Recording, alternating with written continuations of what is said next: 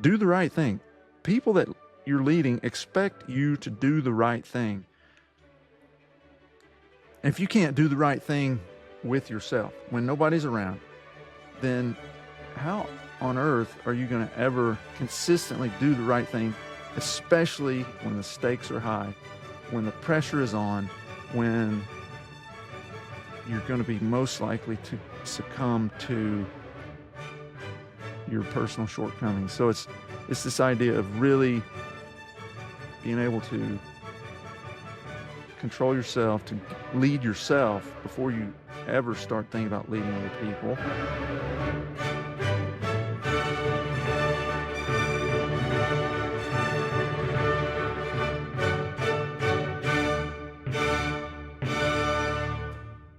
Welcome to the Science of Leadership, the podcast dedicated to helping you become a better leader. Here, you'll gain valuable knowledge, hear inspiring stories, and learn the scientific principles that promote exceptional leadership. I'm Tom Collins, your host, and I'm thrilled to have you join us on this journey to becoming a better leader. JT, something I think we really need to talk about today is this idea of character. You know, in the work that I've been doing, character is one of the 4 C's of leadership. You know, character, competence, caring, and communication. You got to have all 4 of those, but character is the bedrock of it. And I think what better thing to talk about today maybe than this idea of character and the role it plays in exceptional leadership. I agree. When we were doing episode 2 and sort of first touched on the 4 C's and really delving into what leadership is in very broad terms, the idea of character really caught me. As a father of 3, what is character? What does it look like? What does it look like in ourselves and in others comes up all the time. Mm-hmm. So I guess my question for you in trying to really get down to the nuts and bolts of it is, what is character?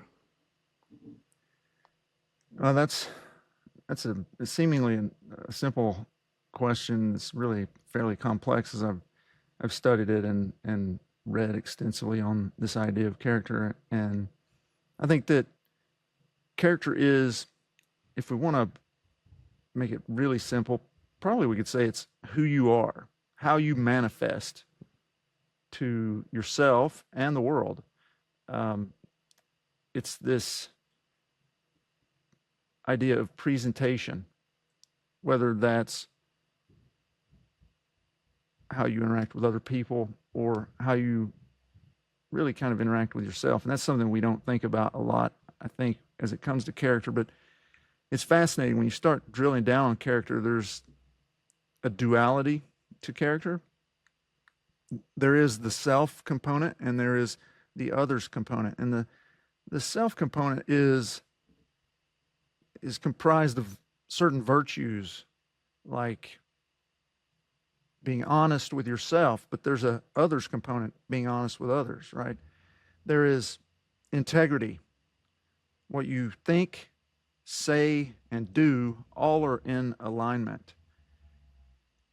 So there are a lot of different virtues that are related to self that make up our character and how we function.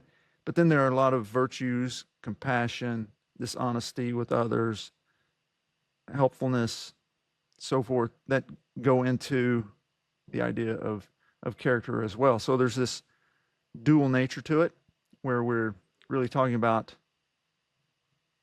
how we behave with regard to the orientation to ourselves, and then how we behave with regard to orientation to others.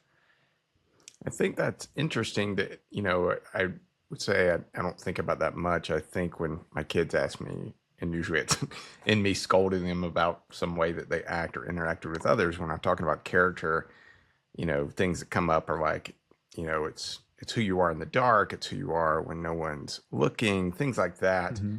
But a lot of it is sort of put forth as these are interactions that go out from you to others, some interaction, but you're really talking about one part where it's how you interact with yourself. Can you expand on that a little more? Because that I find is the most interesting, because I think you're right. I mean, when I'm thinking about it, it really is. I mean, that's sort of where it starts, but I would say, when I'm talking about it, I usually don't talk about much of that. Can you talk a little bit more about sort of character as it relates to how you are with yourself and how you interact with yourself and not how much you interact with others? Sure. Yeah. I mean, I think that when we think about character, again, it is often we're reflecting on observing other people's character, what we Mm, assess to be their character, or what we're manifesting to other people.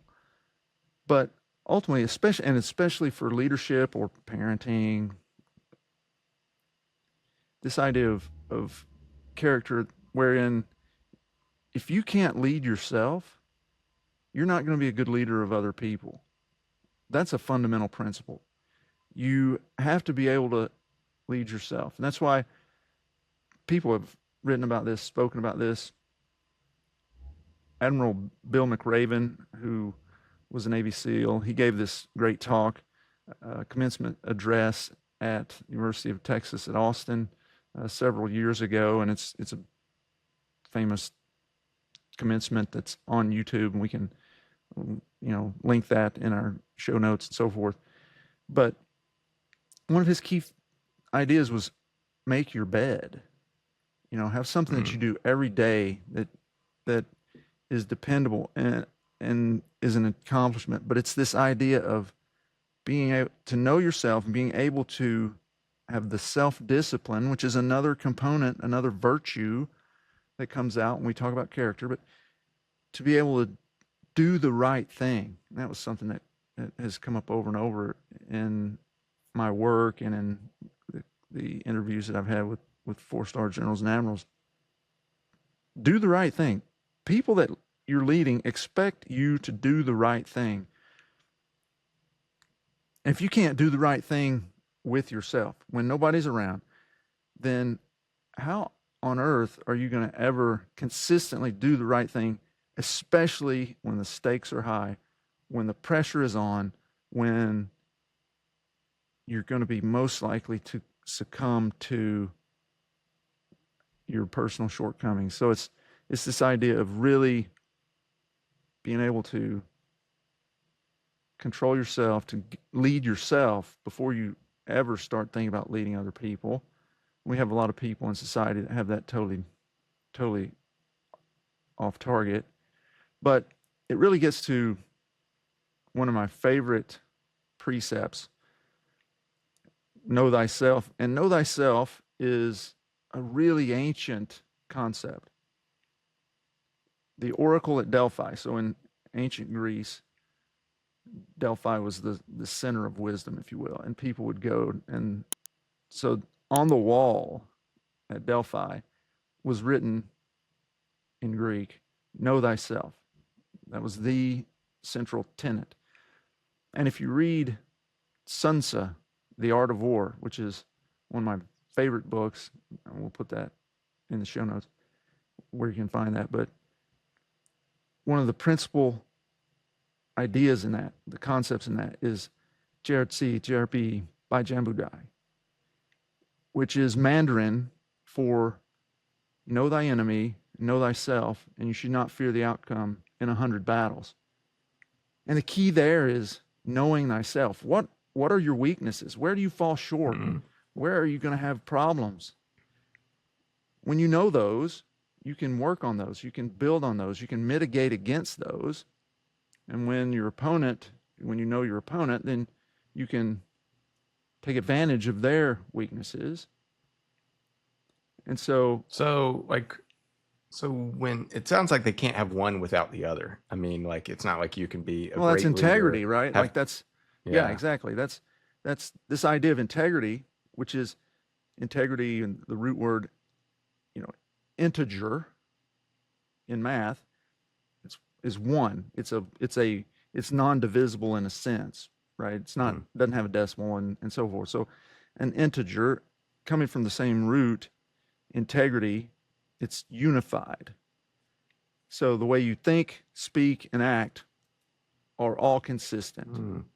And that consistency is really, really an important thing when it comes to leading and um, people wanting to or acquiescing to follow. Where do you think most people tend to get the character of self wrong? Is it that they don't know themselves, or that they know themselves and choose to ignore them? I guess is it sort of like ignorance, or is it I know what my shortcomings are, but I'm going to ignore them? Well, what do you do? Like for you? It's a great question. I would say I underestimate my shortcomings. Like, I routinely know what they are. I know that, listen, when I'm tired and I'm post call at work, I know one of my weaknesses when I'm tired is to jump to anger. Sure. And that is not a person of character who, when I interact with my children, is going to jump to anger. But I know that but then I still do it. Like, and at the end of the conversation, and I'm apologizing to my children for responding in a way that's not appropriate, I realize, like, that's a shortcoming of my character. I know that when I'm tired, I'm going to not have control of my emotions and respond in a negative way. Yeah. So for me personally, I would say it's really a combination of the two. Like, I routinely think it's not as big of a deal, and it's not, oh, I'm weak in this area, but it's not that weak. And, it ends up every time it rears its ugly head in a fault of my character, I realize, oh yeah, it's actually a much bigger deal than what I think. So you hit on something that's really valuable to think about, is how do we behave under pressure, under stress, so forth. Anybody can play nicely. Well, I might be overestimating some people, but we'll say present company excluded. Most people can play nicely in a given circumstance. But when the pressure is on, when you are squeezed, what comes out? Lemon juice or lemonade. And so I think that's we all have some threshold where probably it's not as much lemonade as we would like, right? And so there's this idea in the first chapter of the book on character that talks about character being a spectrum. Nobody is infallible. Nobody is perfect. If any of the listeners out there are, you're listening to the wrong podcast, I imagine. Probably in the wrong business in general. And so, no, I've yet to meet a perfect human, and so as a result, we all fall short at some point. That's the nature of humanity. We make mistakes. Hopefully, we learn from them and improve. But character, as I think about it, is on this spectrum, and it depends on the certain virtues. Patience is a virtue, right? And that's a part of character. And there are some people, you can imagine kindergarten teachers, have patience that it's just almost irrational to me how patient some folks are. I love them for it, but it's profound, right? And so maybe they've got a 10 on patience, but if we said, hey, we need you to go into this burning building or jump out of this airplane, demonstrate courage to rescue or whatever, maybe they wouldn't be able to do that. Maybe they'd be somewhere on a 2 or something. I don't know. I'm sure there are plenty of kindergarten teachers who would rush into burning buildings, but point being, we all have different levels of these different virtues. None of them probably are at the peak, and certainly they vary across domains. So there's this idea that everybody's different with regard to their character, in that if we thought about virtues as you can have a 10 on this one, and a 5 on that one, and a 2 here, and a 7 there, or whatever. And ultimately, I think when we think about people, when we talk about someone of character, it's someone of high moral character. We're really attributing something positive to that person, as opposed to saying they have poor character, they have low character, no character, whatever it may be. Most of the time we say a person of character, we're talking about those people who are, for the most part, high, above the 5, more toward the 10 on any of these given metrics. So I appreciate that you bring up this idea of when we're stressed, when we're low on energy, when we've been up all night dealing with kids who are sick and dying, and you've got to make these immediate decisions that are life and death or what have you. Your tank is empty. And so, but knowing that, right, that's one of the keys, is to know yourself, to know that, and you hit it on the head, that is a place where you have difficulty in that setting. And so trying to put together a system to mitigate against that. I think that's fundamentally what we all have to do. If we're going to lead well, we have to, again, it gets to know ourselves. We have to get back to, okay, where do I mess up? But you ask the question, is it ignorance or is it dishonesty? I would say,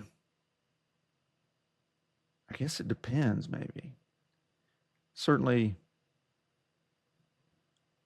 I think some people are dishonest in a sense, not because they're trying to be, but because we all have these biases, right? These psychological biases. Mm-hmm. And there's one that my kids, all the time, I've told them this so many times about what's called the fundamental attribution error, that it's a joke around our house. Oh yeah, Dad, the fundamental attribution error. But the fundamental attribution error is basically this. I know all of the background and context and the information, the data that I have in my life experience up to the moment that an event happens. I don't know your background and context and life experience and everything that leads up to the same moment. So I can only look at all the data that I have and look at how you behave and attribute to you a reason for that behavior. So the example that I use usually is, let's say that we're walking in opposite directions in a corridor. Now let's say you're coming from somewhere in the hospital and you've gotten a call, hey, this kid is crashing and we're going to need to go on ECMO and it's breaking loose, and you have to get to the ICU as fast as possible. So you're going, right? And I'm having a great day and I don't have a lot to do at that moment, and I'm walking along and I'm like, oh, here comes Justin. Hey, Justin, how are you? And you zip right on by and pay me no attention. From your perspective, hey, Justin, how are you, is a stupid question because a child is about to die.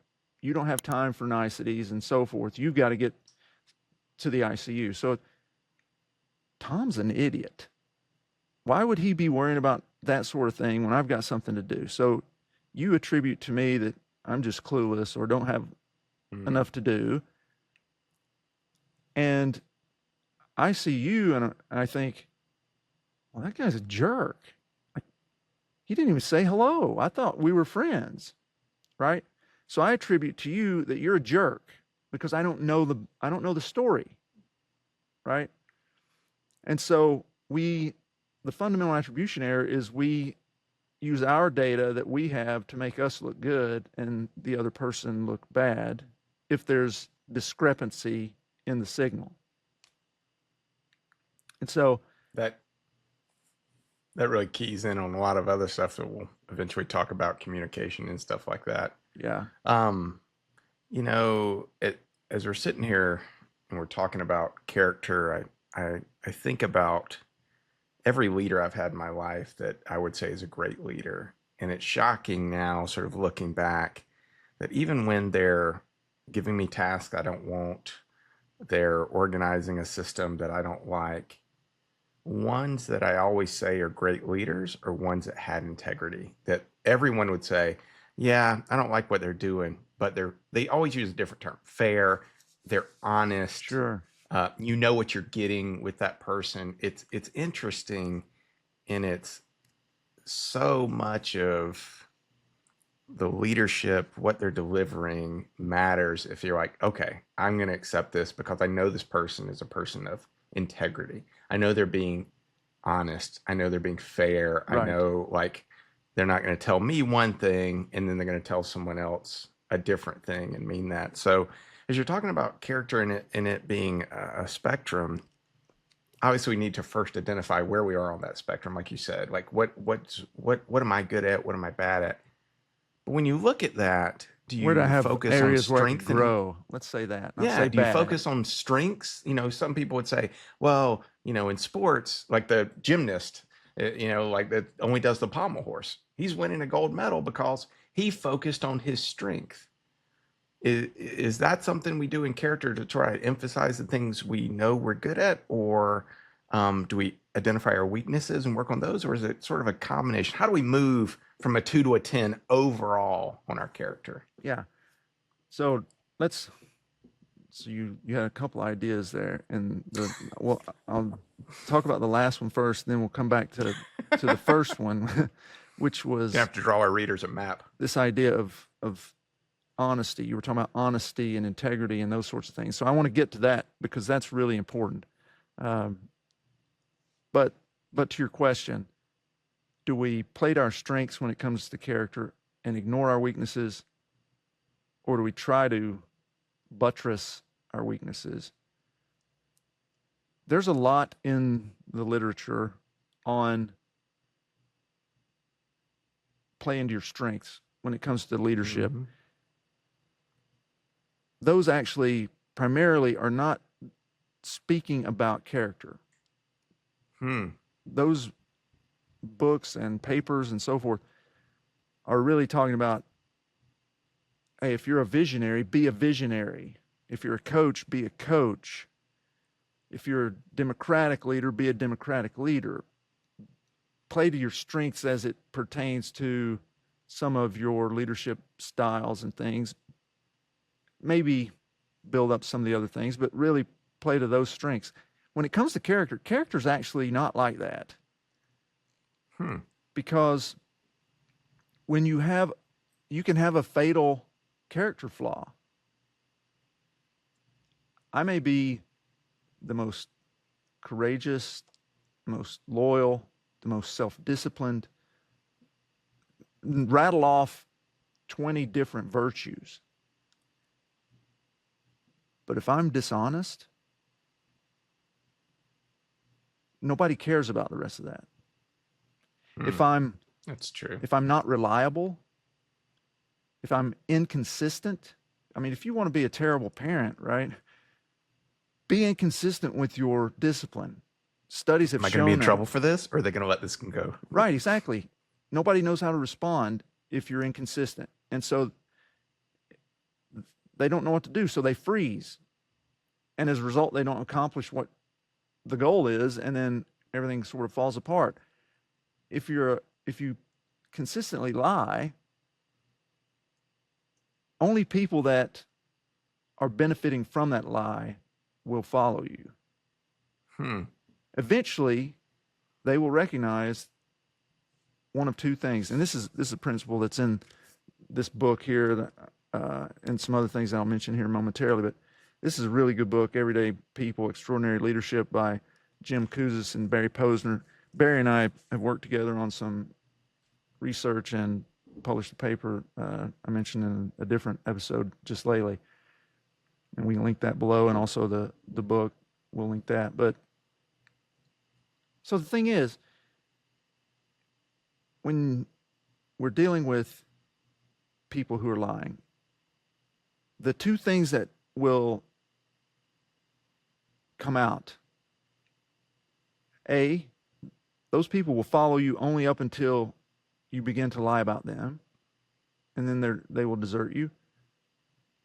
Or at some point, they recognize that because they're following someone who is dishonest and lies and cheats the system or what have you, that they have given up something of themselves, something of their own character.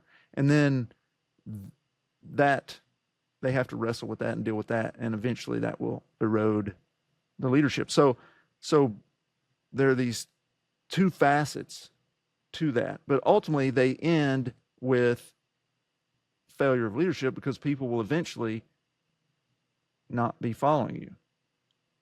So that's a component of this thing when we talk about character. There again, and you can pick random virtues. Let's say courage. If you are 1 on courage, total coward, probably going to have a hard time getting people to follow you, because cowardice manifests in not standing up for your people. You have to back your people. When you ask somebody to do something and they do it in good faith and it fails, that's on you to take responsibility. When you don't, then that totally erodes your standing and your ability to lead. But we see that all the time. And so I think as it pertains to character and as it pertains to just go with your strengths versus mitigating, and I'm one to try to go with my strengths in other domains, but as it pertains to character, we really have to work on those things where we fall short, where we know that we're weak, and have opportunities for growth. And we get other people to come in, speak into our leadership, our lives, and so forth, to help us to grow in that way. So boots on the ground, like as we sort of have talked about character, virtues and character, integrity, obviously, spending time identifying their own weaknesses. But once they identify those, how does a person in today make themselves better than they were yesterday? Is it writing a virtue on a note card and just carrying it with you and looking for opportunities to sort of do that? Like, what are some practical ways? I mean, because all these things seem so like topics you read about in inspirational books, but boots on the ground, how do we get better? Like, how does a person listening to this podcast say, okay, this, I'm going to apply it to my life? How do we get better? Move ourselves on the spectrum you talk about. Sure. Well, I think, not to be coy or flippant, it depends on the person. It depends on how you respond best to things. There are some who do well to write about things. I'm a writer by nature, and I contend that you don't know what you know or think until you write it.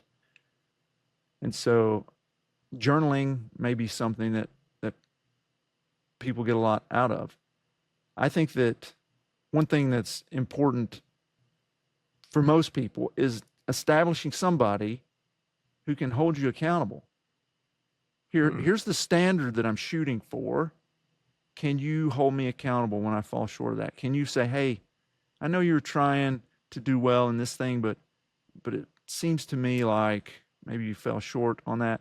One thing that, so the oldest 4-star that I got to speak with was Admiral Jim Hogg, and Admiral Hogg's almost 90. He may be over 90, but he said that basically he had this practice where he said every day, at the end of the day, you have had the opportunity to be better or to be worse. Did I make myself better today? And so that was a practice that he used for a long, long time, longer than we've been alive. He's still doing that every day. So it's growing in that regard. General Pete Pace, who was the chairman of Joint Chiefs of Staff, United States Marine, phenomenal person. He said every morning when he looks in the mirror, when he's shaving, he asks himself, where might I fall short today? And then, if you're prepared, I think it's recognition, first of all. That's the first step. It's my understanding of AA and the system of AA, having had relatives who've been in it. The first step is admitting there's a problem. Again, it's know thyself. It gets back to that know thyself idea. You have to be honest with yourself and say, when the pressure's on, I have a tendency to, whatever it is you do that you shouldn't do, that you don't want to do, knowing that, then when the pressure starts going up, you can start practicing against it. And so that things that people have done that tend to improve performance in this sort of scenario, to just sort of lay those out. Again, it's recognizing there's a problem, establishing a system by which you can be held accountable to that problem, and then introducing an exercise that will change it. And that exercise actually is an exercise, typically, most commonly, the most effective thing. So know thyself, recognize that there's a problem, ask somebody to help you with said problem, and then identify ways that you can practice in lower stress environments so that you can get better. It's this idea of exposure, to stressors, and how do you behave under that circumstance. So I think that's the process. For me, go ahead. We've talked about these things before, of like how do we sort of give ourselves a framework of how to deal with this. And we've talked about mission statements. They're great for companies, but also great for families. Like, what are the priorities that are going to sort of guard, and what are the rules, that we're going to have. I feel like there's a real opportunity to sort of, for everyone out there, to write a mission statement about their character at the top, and just list off some virtues that you either have a strength in or that you want to work on, and be like, patience. I will be a person of patience that demonstrates to others in all of my interactions that I'm a man of patience and hold this virtue. And we could even make a example of this and link it in the show notes so that people could sort of use that and modify it as theirs. Yeah. But I think of the idea of somebody having that pasted on their mirror in the morning, and like you said, out of sight, out of mind. If you're not looking at it, it's not in the front of your brain, you're going to ignore it. But having that every day of like, okay, what virtues or character traits or whatever am I going to sort of have today and work on, and at the end of the day looking at the same thing, was I better or worse? And then, like you said, having someone accountable to ask, and to be someone who will obviously be honest with you, that won't sugarcoat it. And the selection of that person is always tough. Sure. Yeah. No, Justin, that's a great idea.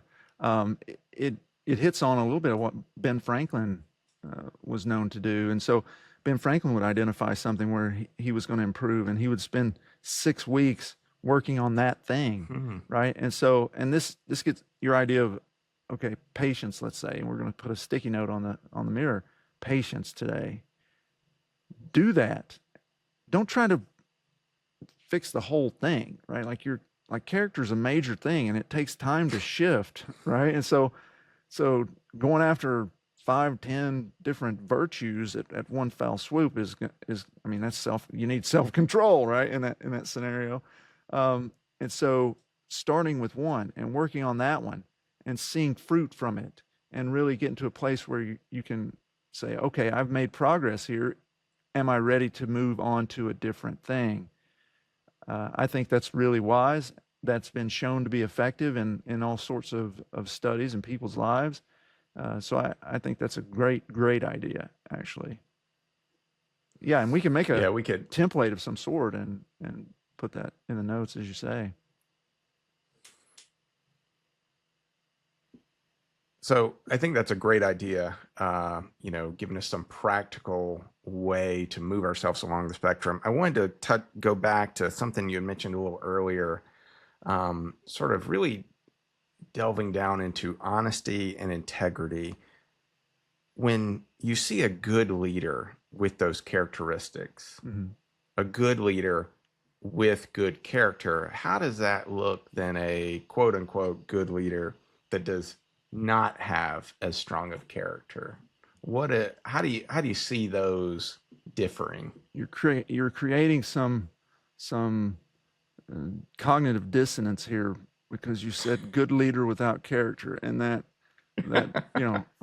I'm like, wires are crossing and there's smoke that's actually pumping into my headphones right now. because that doesn't work in my mind. Does not compute. Right, exactly.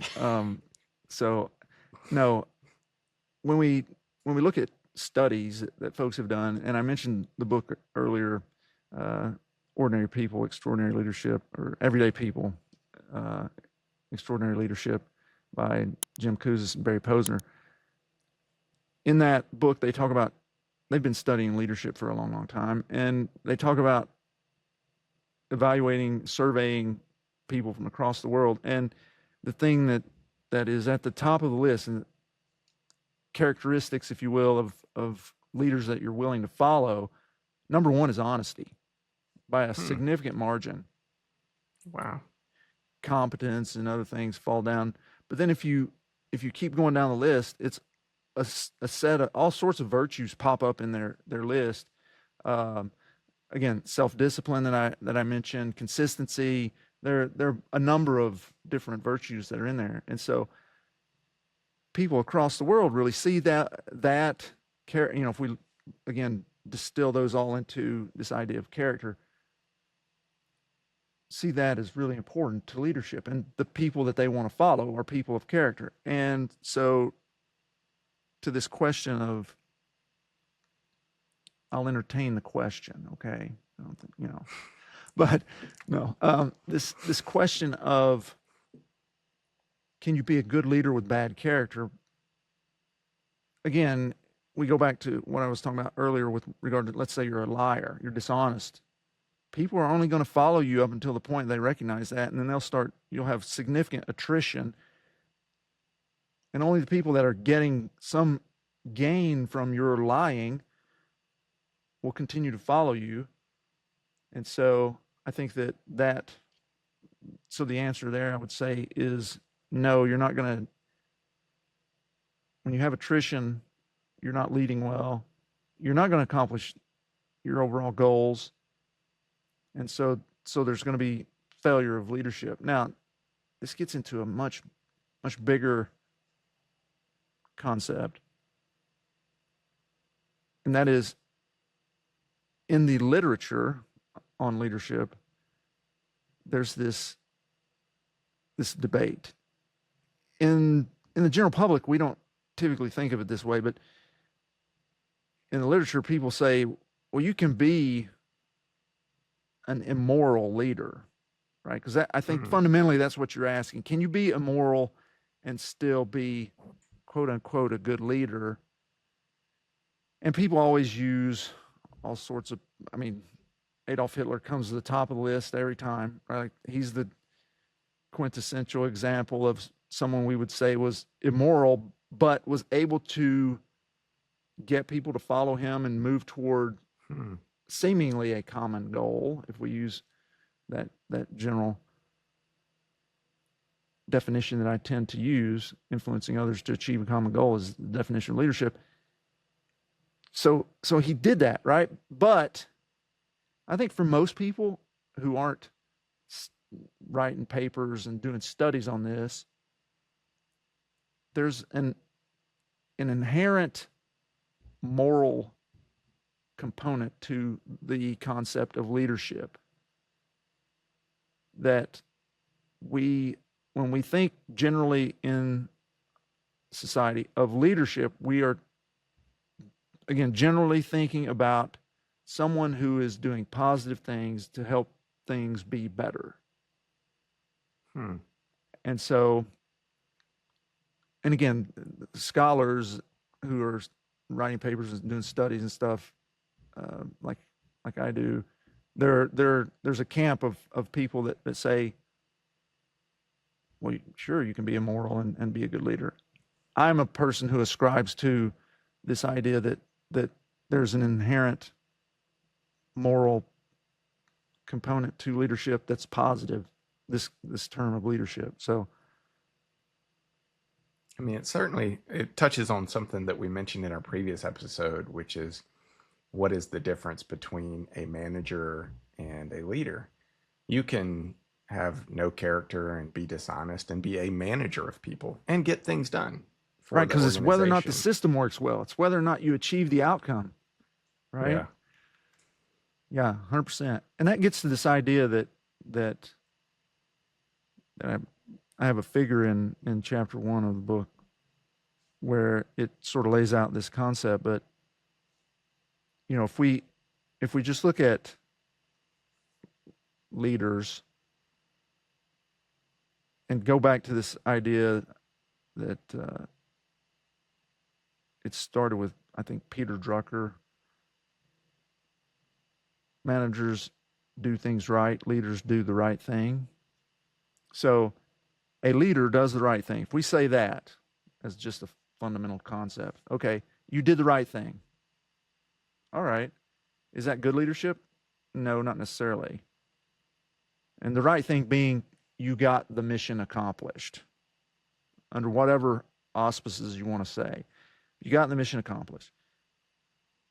How about you did the right thing in the right way? Hey, that's pretty good leadership right there. Right? Like, it wasn't just that you accomplished the mission, you accomplished the mission in the right way. And by that meaning you didn't do something nefarious to accomplish it. You did it through upstanding means. That's pretty good leadership. But the zenith, if you will, of leadership is doing the right thing in the right way for the right reasons. So that it's much more than just accomplishing a mission. It's how you accomplish it and why you set out to accomplish it in the first place. We can look across People would say that history in and sports see. all the time. People say that in sports all the times when people may have won gold medals, they may have won a championship, and then it comes out that they did something that was against the rules. Yeah. It's interesting how it paints that. Yeah, they might have won, and they might not even get that title or whatever taken away. But it's interesting how the view of how they did it, and it goes back to, it's not only a matter of what you do and even what you accomplish, but how it gets done. And that really is attractive to people when they're like, you know what, they do that the right way, whatever that means. But it really seems to, when you boil it down as you have, really go back to that team, that leader, that woman is a person of character. And what does that mean? It usually is something to do with honesty and integrity. I mean, that seems to be Right.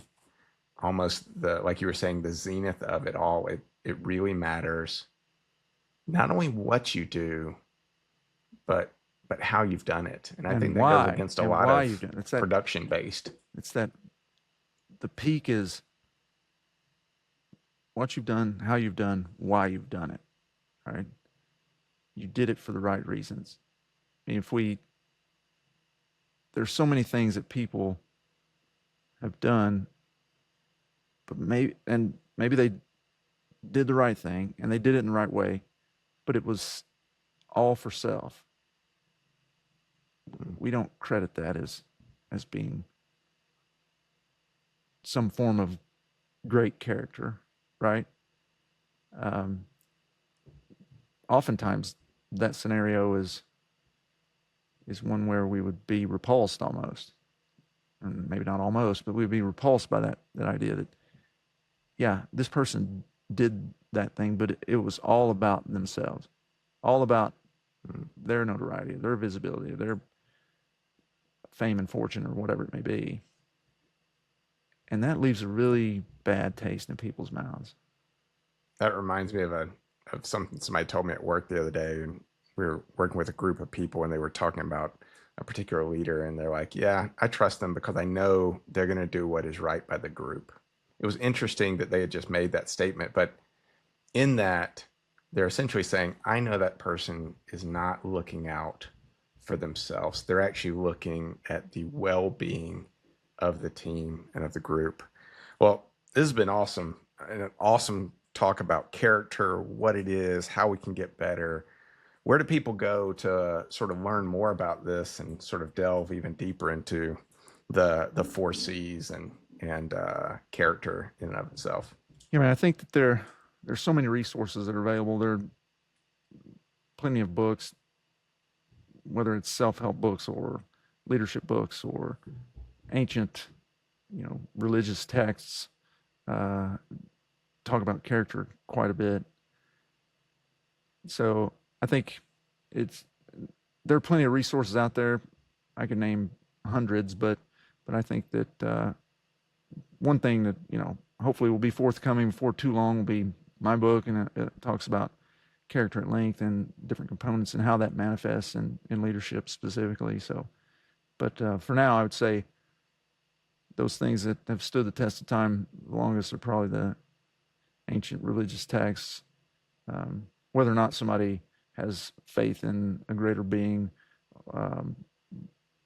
the wisdom in those texts with regard to character is hard to assail. Thank you for joining us on this episode of The Science of Leadership. We hope today's discussion has inspired you and given you valuable insights to help you become a better leader. Remember, leadership is about helping those we lead do great things. It's a journey of continual growth and learning. When we embrace that journey with curiosity, courage, and humility, we can confront challenges, overcome barriers, and foster environments where everyone can succeed. If you enjoyed today's episode, be sure to follow or subscribe, leave a comment, and share it with others who are passionate about leadership. Until next week, keep leading with character, competence, caring, and communication. This is Tom Collins. Let's keep growing.